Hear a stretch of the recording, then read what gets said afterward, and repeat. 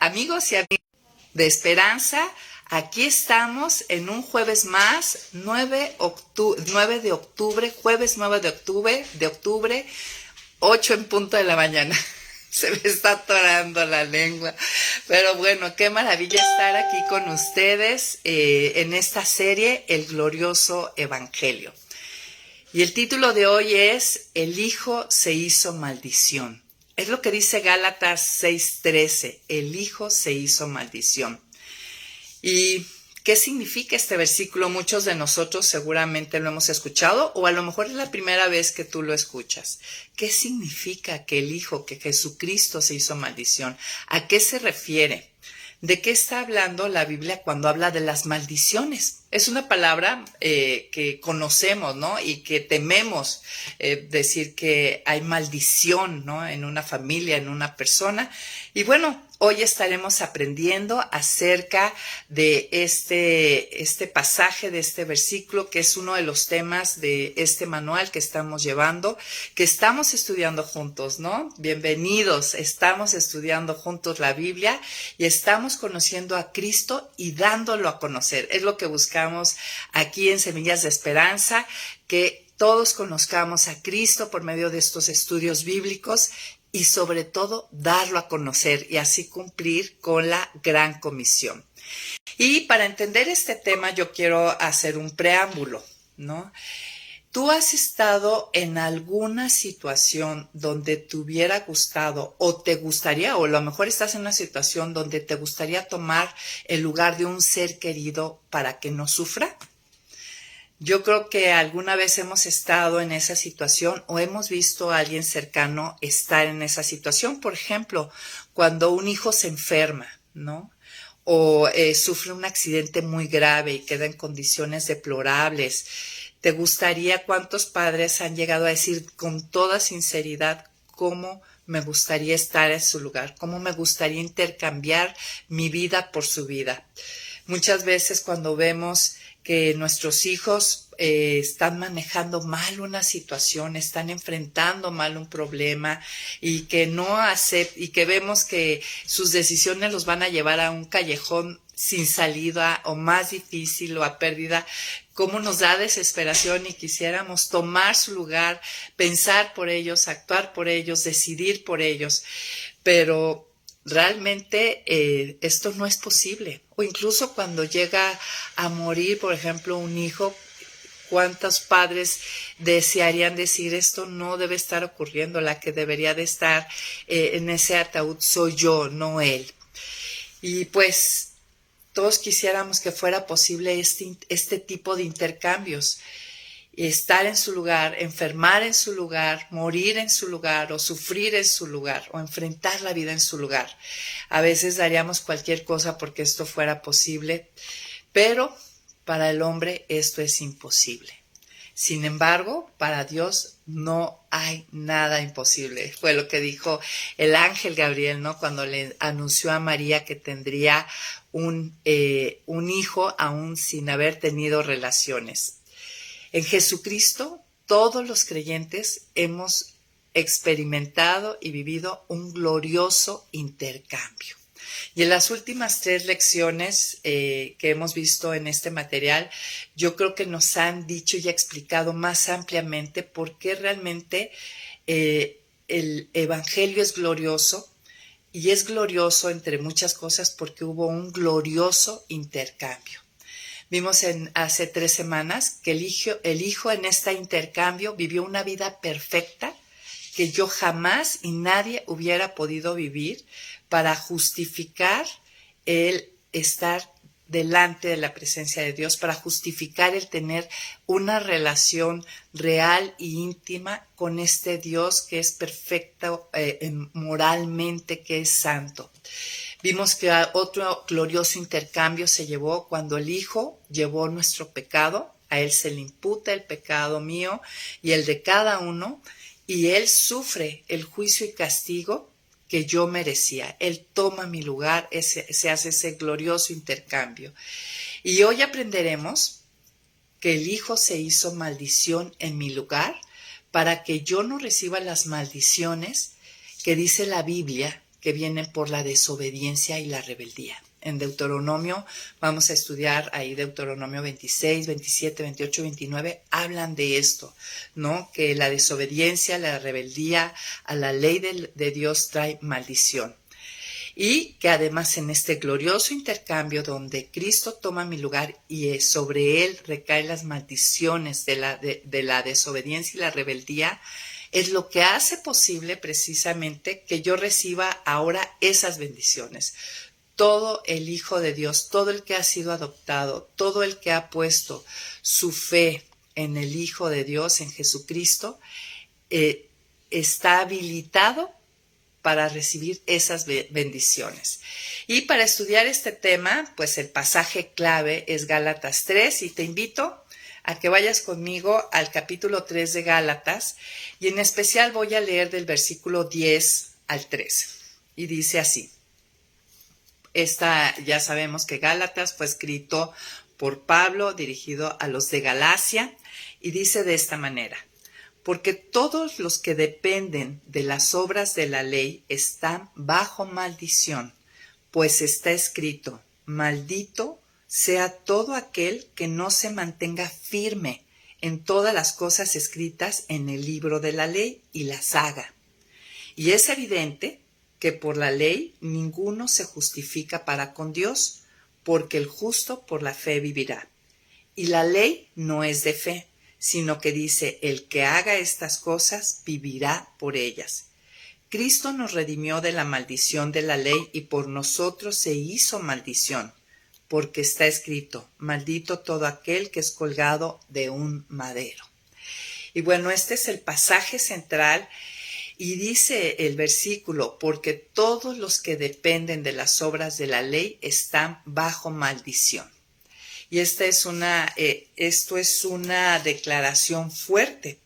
Y lo que está haciendo cuando dice maldito en el versículo 10, cuando dice: maldito sea todo aquel que no se mantenga firme en todas las cosas escritas en el libro de la ley y las haga, está haciendo una referencia Pablo a Deuteronomio 27, 26. Pero vamos a ver en qué contexto es que Pablo está haciendo esta declaración tan fuerte. Si nosotros vamos del versículo 1 al 5, de hecho vamos a leerlo, ¿qué les parece? Empieza diciendo: oh Gálatas insensatos, ¿quién los fascinó para no obedecer a la verdad? Si ante los ojos de ustedes Jesucristo ya fue presentado claramente como crucificado. Solo esto quiero que me digan: ¿recibieron el Espíritu por las obras de la ley, es decir, por obedecerlas, o por el oír con fe? Tan necios son, comenzaron por el Espíritu y ahora van a acabar por la carne. Tantas cosas han padecido en vano, si es que realmente fue en vano. Aquel que les suministra el Espíritu y hace maravillas entre ustedes, lo hace por o las obras de la ley, es decir, por obedecer la ley, o por el oír con fe. Entonces el contexto está diciendo, en cuanto a que todos los que dependen de las obras de la ley están bajo maldición, es que aquí Pablo había en Galacia aparentemente dos grupos, ¿no? Quien entendía que la justificación, la redención era por obras, ¿no? Y pues vemos ahí una corriente judaizante, o por fe, ¿no? Que era lo que el Evangelio decía. Entonces está diciendo: a ustedes ya se les presentó claramente este glorioso Evangelio, que es por fe, y ustedes quieren regresar y pensar que van a ser justificados por obras. Y va del versículo 9, del 6 al 9, a aclarar que siempre ha sido por fe. Dice: así Abraham creyó a Dios y le fue contado por justicia. Dice: sepan por tanto que los que son de la fe son hijos de Abraham. Y la Escritura, al prever que Dios habría de justificar por la fe a los no judíos, dio de antemano la buena nueva a Abraham cuando dijo: en ti serán benditas todas las naciones, diciendo que este tendría un alcance no solamente al pueblo judío, no solamente a los de la raza judía, sino a todas las naciones. Fue lo que le dijo a Abraham, y así se ha cumplido. De modo que los de la fe son bendecidos con el creyente Abraham. Y ahí Y este es el preámbulo donde entra Pablo y dice, porque todos los que dependen de las obras de la ley están bajo maldición. Y exactamente lo que hace es, si vamos juntos, está haciendo una referencia a Deuteronomio 27-26, que tal cual está citando Pablo esa referencia bíblica. Dice, maldito sea todo aquel que no se mantenga firme en todas las cosas escritas en el libro de la ley. ¿Y qué es lo que pasa en Deuteronomio capítulo 27? Pues ahí en el versículo 12 nos dice que cuando hayas cruzado el río Jordán, da unas instrucciones Dios a Moisés, que una vez que hayan cruzado el río, le dice que va a poner 6 tribus en el monte Gerizim y otras 6 tribus en el monte Ebal. Y los que están en el monte Gerizim van a decir todas las bendiciones que Dios les va a dar. Y los que están en el monte Ebal estarán pronunciando todas las maldiciones que vendrán por la desobediencia. Entonces, aquí tenemos las 12 tribus divididas una vez que pasaron el río Jordán, o sea que van a entrar a la tierra prometida y van a pronunciar de un lado las bendiciones y a cada bendición van a decir amén, es decir, así sea, y en el otro monte van a estar pronunciando las maldiciones que vienen aquí en el capítulo 27 y van a decir amén, así sea. Por decirles, miren, una de las maldiciones dice, maldito sea el que haga alguna escultura o imagen de fundición o pida a un artífice que la haga y la oculte. Dice, eso es un hecho repugnante al Señor. En respuesta, todo el pueblo dirá, amén, ¿no? Por ejemplo, esa era una de las maldiciones. Y de las bendiciones, en el capítulo 28, lo que iba a estar diciendo las otras 8 tribus, las otras 6 tribus era, si tú escuchas con atención la voz del Señor tu Dios y cumples y pones en práctica todos los mandamientos que hoy te mando cumplir, el Señor tu Dios te exaltará sobre las naciones de la tierra. Con eso empieza Moisés. O sea, y está diciendo que estas bendiciones son condicionales así ellos cumplen con todas las indicaciones de la ley, los mandamientos que ya le había revelado Dios a Moisés. Y empieza, por ejemplo, diciendo, bendito serás tú en la ciudad y bendito en el campo. Bendito será el fruto de tu vientre y el fruto de tu tierra. Y así viene un sinnúmero de bendiciones. Esto es dentro del pacto mosaico. Y esto es de donde Pablo está tomando, dado que estos Gálatas ahora quieren entender y pensar que están bien, que van a recibir las bendiciones y que van a estar bien en términos con Dios a través de la obediencia, le está recordando, ok, tú quieres depender de la ley, pues mira, recuerda lo que dice la ley, que el que no cumpla todo esto, habrá maldición, caerán maldiciones sobre él, ¿no? Es condicionado. A eso que tú te refieres es un pacto bilateral que hizo Dios con el pueblo, donde le decía, serás bendecido si luego entonces tú obedeces. Le está hablando que habría 2 tipos de consecuencias. Cuando hablamos de maldiciones, podríamos entender que son las consecuencias, ¿no? Y está hablando aquí en Deuteronomio 2 tipos de consecuencias. Si tú obedeces, la consecuencia será bendición. Si tú desobedeces, la consecuencia será maldición. O sea, y ahorita vamos a definir bien bíblicamente qué quiere decir esto. Lo que debemos de entender es que la historia de la redención en sí es compleja, ¿no? Porque como Dios crea un mundo donde crea un hombre, imagen y semejanza suya, sabiendo que va a desobedecer, que va a caer. Y bueno, todo este tema ya lo vimos en el curso pasado en Discerniendo el Problema del Hombre y entendimos que Dios crea todo para revelar todo lo que Él es en sí, todas sus virtudes y atributos gloriosos, ¿no? Él permite y diseña todo esto para que se manifieste todo lo que Él es. Sin la caída nunca hubiéramos podido ver su perdón, su misericordia, su gracia, su fidelidad, ¿no? El cumplimiento de sus promesas a pesar de la infidelidad del pueblo. Entonces, pero ya hablando en cuanto a la redención, la podemos dividir en 2 pactos, de obras y de gracia. pacto de obras, pues Dios hizo un pacto de obras con Adán y Eva y solo tenían un chance para fallar. Y fallaron. De este fruto no comeréis o ciertamente moriréis.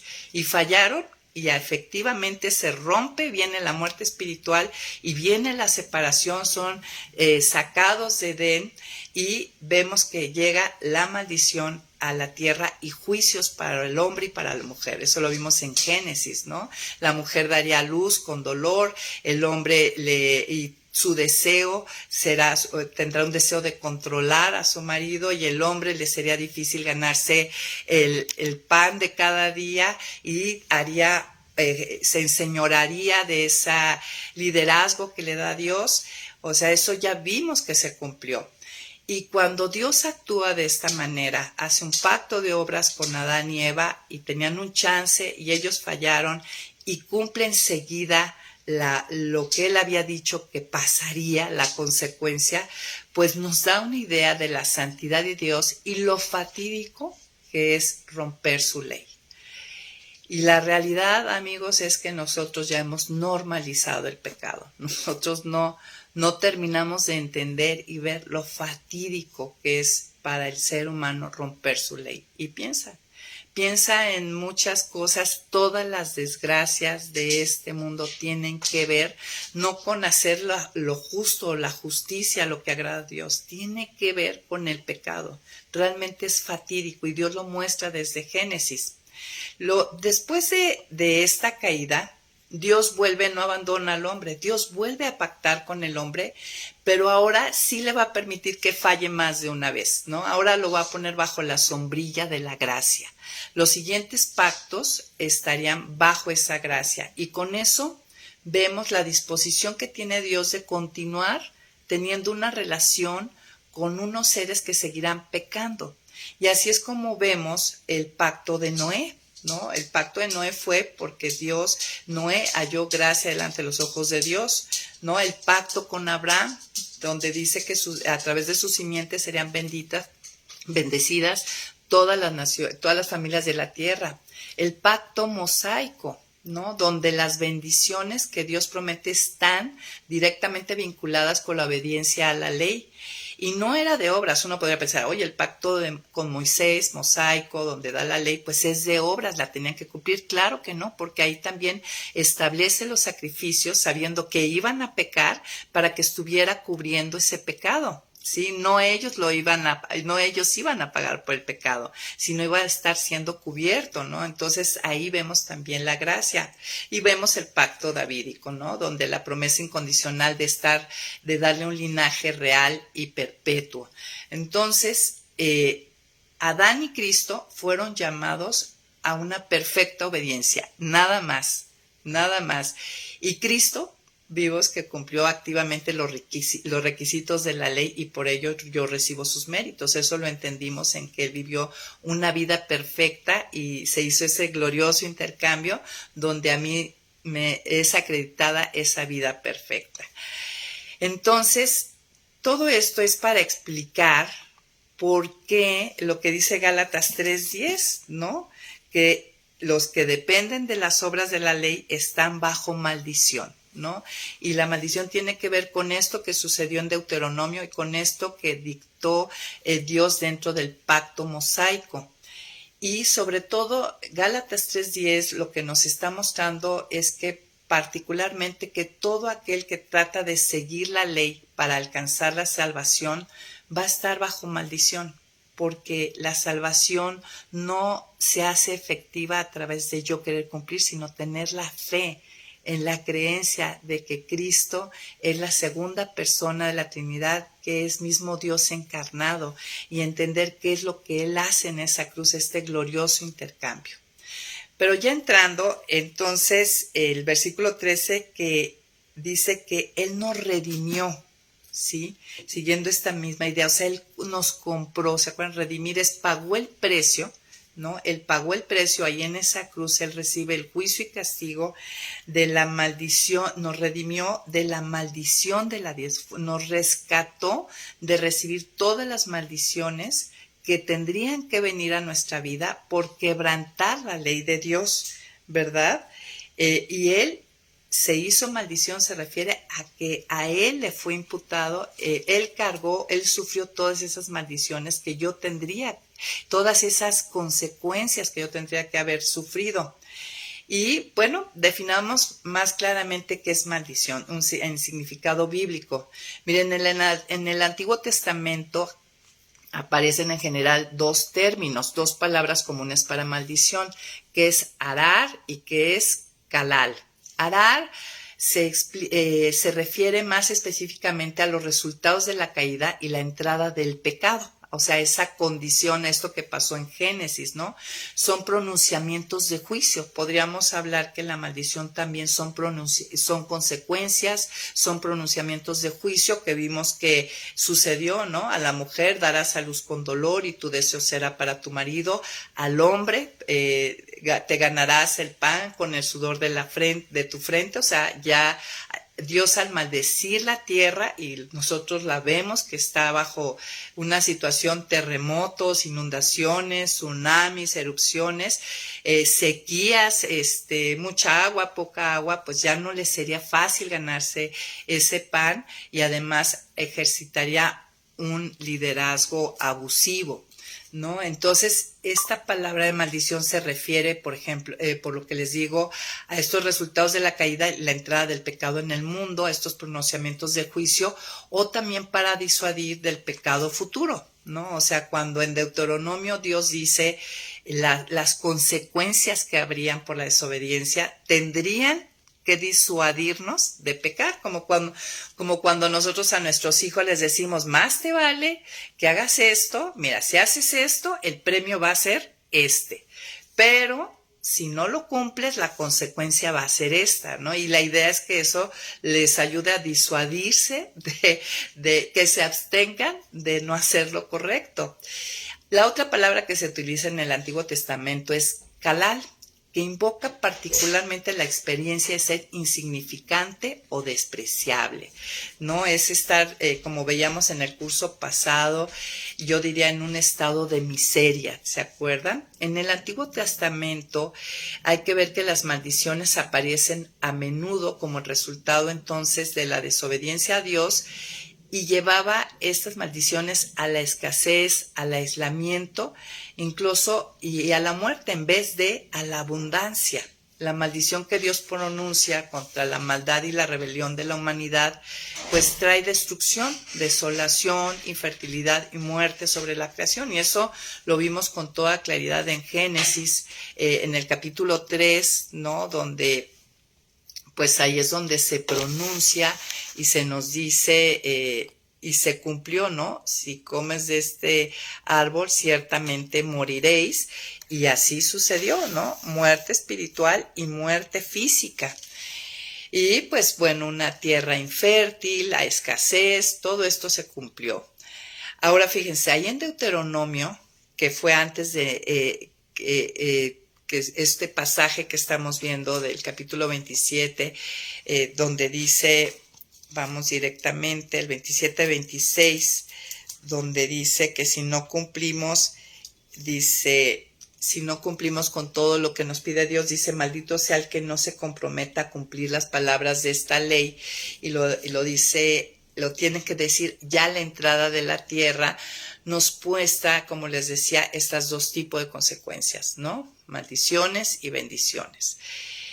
Entonces, con esto como que ya se va clarificando cuál es la idea de la maldición bíblicamente. Ahora, en el Nuevo Testamento, la maldición se asocia con estar bajo juicio y las penas de la ley. La buena noticia es que Cristo, al morir en la cruz, al hacer este glorioso intercambio, al tomar mi lugar, asumió esta maldición por mí, liberándome de ella y haciéndome que la bendición pueda ser, la bendición de Dios sea esparcida a mi persona, ¿no? Y a todos los que tienen fe en Él.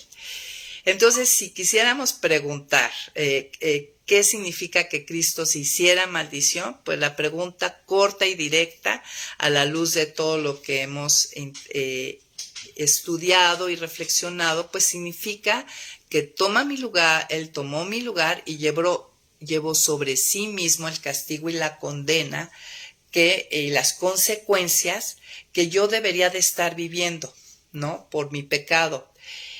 Y piénsalo, realmente, si realmente Dios trajera a mi vida como su hija, piensen en todo el pecado que llegamos a cometer. Observen, en realidad Dios no nos trae consecuencias una tras otra de cada pecado. O sea, gracias a que Cristo toma mi lugar y Él recibe todas esas maldiciones. O sea, yo soy librada de esas maldiciones, de vivir las consecuencias de mi pecado, de llegar a un estado de escasez, de miseria, ¿no? Claro que esto no me libera de que, siendo su hija, en su amor correctivo Dios pueda llegar a disciplinarme. Y claro que lo hace.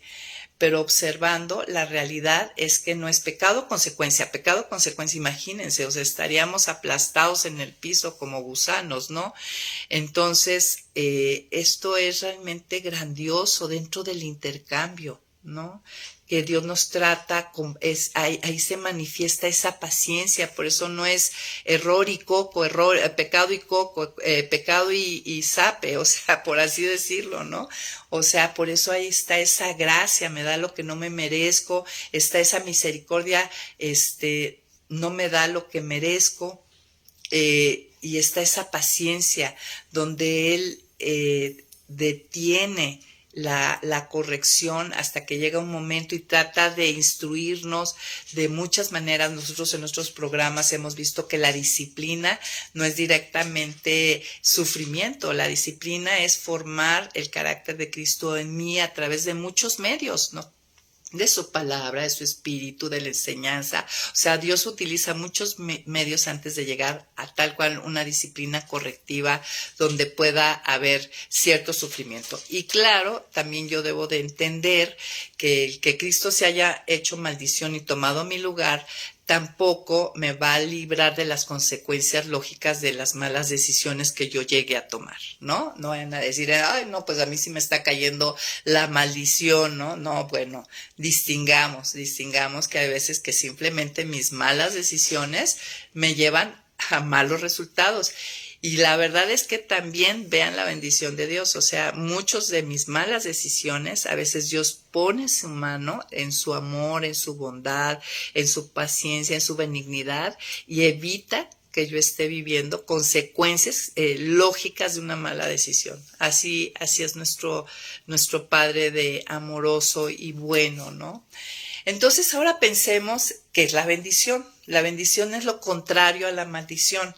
Y gracias a que el Hijo de Dios se hizo maldición, es que yo ahora puedo gozar de las bendiciones de Dios, ¿no? Y no estar en maldición y maldición. Bueno, ¿qué es bendición?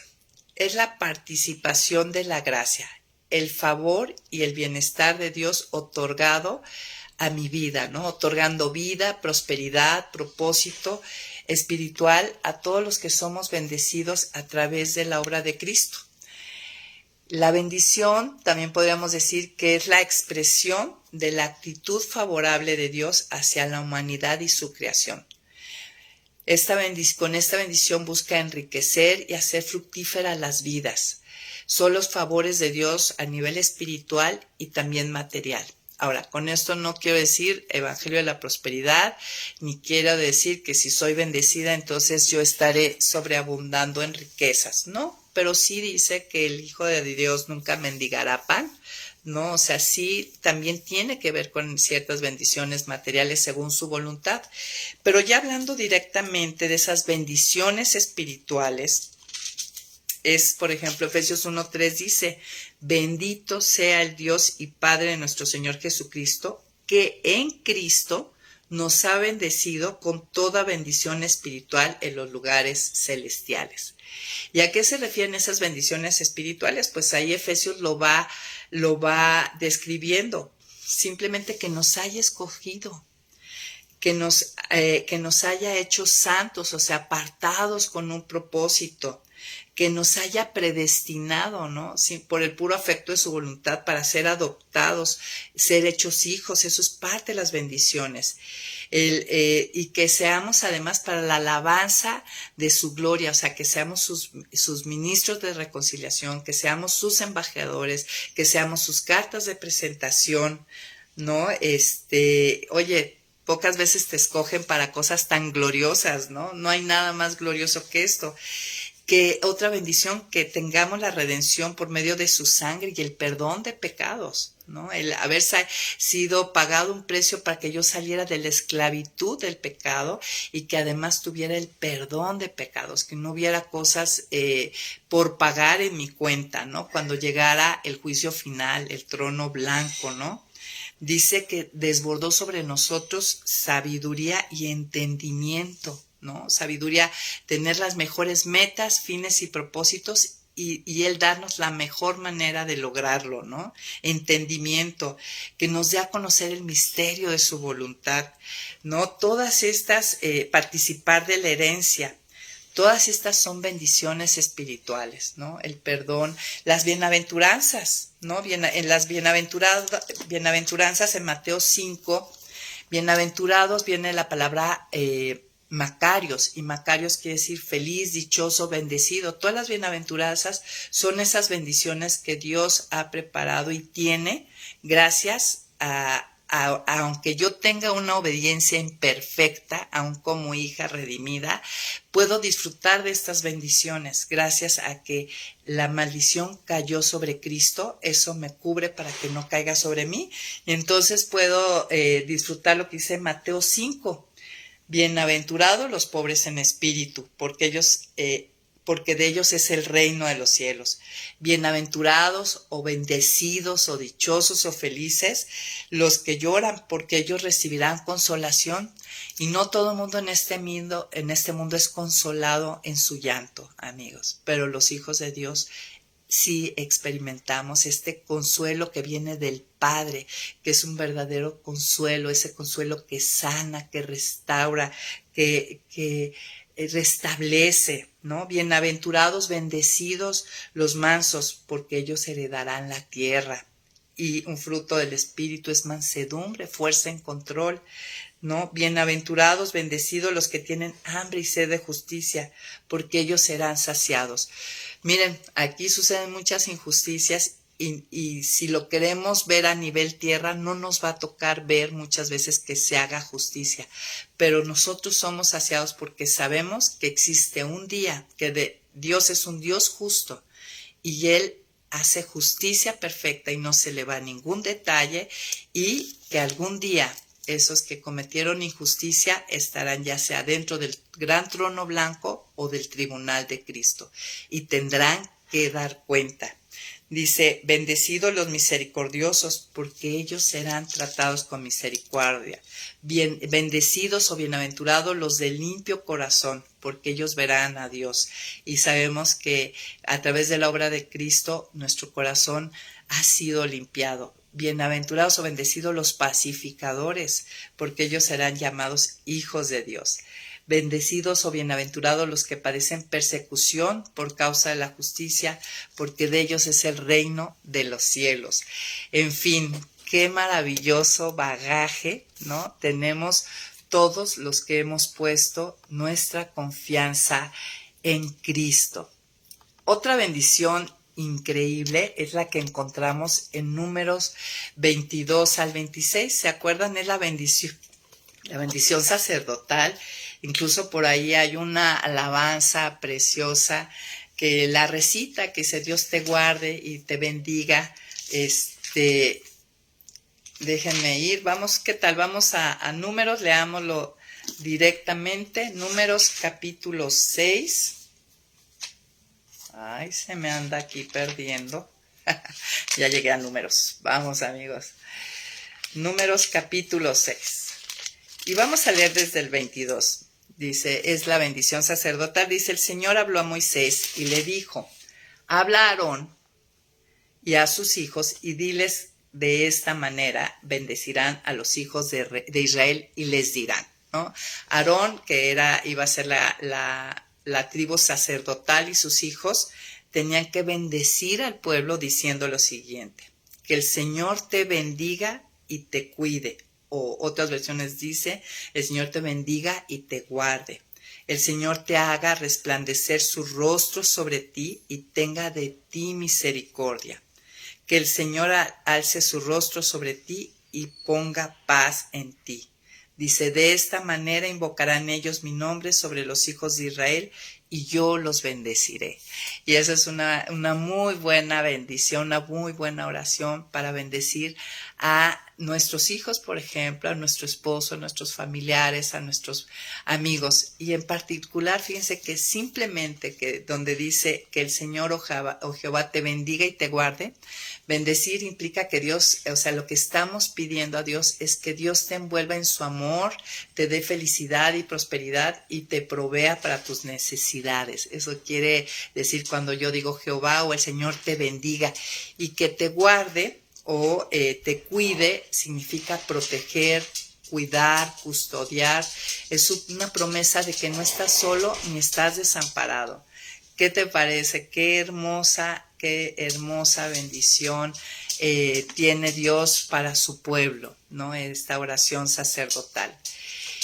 Y bueno, me gustaría terminar leyendo directamente del manual, cerrar este tema del Hijo se hizo bendición en este glorioso intercambio. Él toma mi lugar, vive la vida perfecta que yo jamás hubiera podido vivir y que me hace justa y me justifica delante de Dios. Toma mi lugar en este glorioso intercambio y Él recibe, se le imputa mi pecado a Él y Él recibe el juicio y castigo que yo merecía, y además en este glorioso intercambio Él toma mi lugar y todas las maldiciones que tendrían que venir sobre mí por el incumplimiento de su ley, Él las recibe, y a través y eso permite que yo pueda experimentar todas sus bendiciones espirituales como así materiales.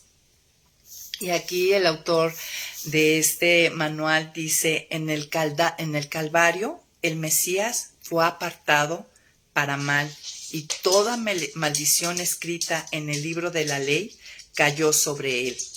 Aunque a Cristo le correspondían todas las bendiciones del monte Gerizim, fue desde el monte Ebal que su propio padre lo fulminó, mientras él colgaba del madero en el Calvario. Él fue maldito como un hombre que hace un ídolo y lo pone en el culto. Fue maldito como aquel que deshonra a su padre y a su madre, como quien traspasó el lindero de su prójimo para agrandar su propiedad en perjuicio del otro, o hizo errar al ciego en el camino. Él fue maldito como aquel que pervirtió el derecho del extranjero, del huérfano y de la viuda. Fue maldito como aquel culpable de cualquier forma de inmoralidad y perversión, como aquel que hirió a su prójimo en lo oculto y aceptó soborno para quitar la vida del inocente. Él fue maldito como el que no confirma las palabras de la ley para hacerlas. Dice, Proverbios 26:2 declara que la maldición no viene sin causa. O sea, las consecuencias, los estados de escasez no vienen sin causa. Sin embargo, la maldición sí vino sobre el Cristo, sin pecado, porque Él llevó los pecados de su pueblo delante de la vara del juicio de Dios. Y una pregunta importante que tendríamos que contestar es: ¿yo estoy bajo la sombrilla de la gracia, bajo el pacto que Dios hace a través de Jesucristo para mi vida, de ser redimida, de estar libre de recibir las maldiciones de la ley? ¿Yo he puesto mi confianza, mi fe en Él? ¿O yo voy por mi propio camino, así, creyendo en mis propios dioses, en mis propios caminos? La Escritura es clara. Él es el camino, la verdad y la vida. Y nadie va al Padre si no es a través de Él. La Escritura es clara y dice: no hay otro nombre dado bajo el cielo en que podamos ser salvos, únicamente el nombre de Jesucristo. Salvos, resguardados, librados de esto, de recibir juicio y castigo por mis pecados y recibir las maldiciones que deberían de venir, las consecuencias por quebrantar las leyes de Dios. ¿Tú dónde estás en este día? Yo te animo a que si no has puesto tu confianza, tu fe en la persona de Cristo, si tú hasta hoy únicamente has visto a Cristo como un maestro, como un revolucionario, como un profeta, como un iluminado, pero no lo ves tal cual lo describe la Escritura, si tú no dices de Él como dice el mismo Dios Padre, Él dijo, Él es mi Hijo amado en quien tengo complacencia, a Él oíd.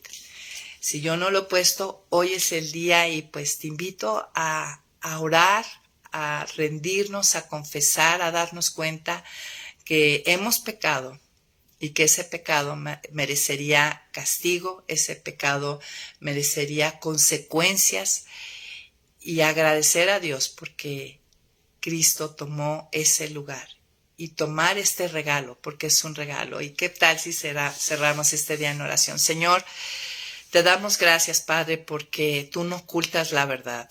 Gracias porque tenemos la libertad para escuchar tu palabra y somos justificados por el oír con fe, entender y creer quién es Jesucristo. Jesucristo es mismo Dios encarnado. Es tu Hijo quien viene a tomar mi lugar, a subir a la cruz en mi lugar, a vivir la vida perfecta en mi lugar que yo jamás podría poder haber vivido para poder andar en comunión, en amistad, en compañía contigo, Señor. Tú que eres un Dios de perfección moral, jamás podrías relacionarte o habitar con el pecado y personas pecaminosas. Pero Cristo toma mi lugar, me limpia, recibe todo el juicio y castigo y recibe todas las maldiciones. Y a través de él, Señor, yo recibo bendición. Te recibo a ti, te pido perdón, me reconozco como pecadora, Señor.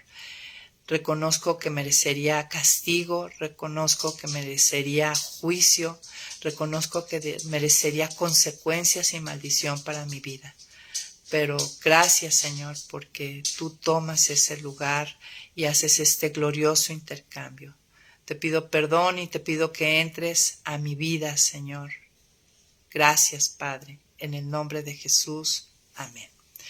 Y pues bueno, amigas, les animo a que nos conectemos ahorita al Zoom y pues saben que es la parte más deliciosa siempre, la clase, todo lo que ustedes contribuyen, siempre nos enriquece mucho. Estamos aprendiendo juntas, estamos estudiando juntas la Biblia, estamos conociendo a Cristo para darlo a conocer. Y listas para la próxima semana, seguimos con la lección 10 para todos nuestros amigos que están llevando el estudio junto con otros. La lección 10 dice, el Hijo sufrió la ira de Dios. Ok, pues bye bye y ahorita nos vemos en el Zoom.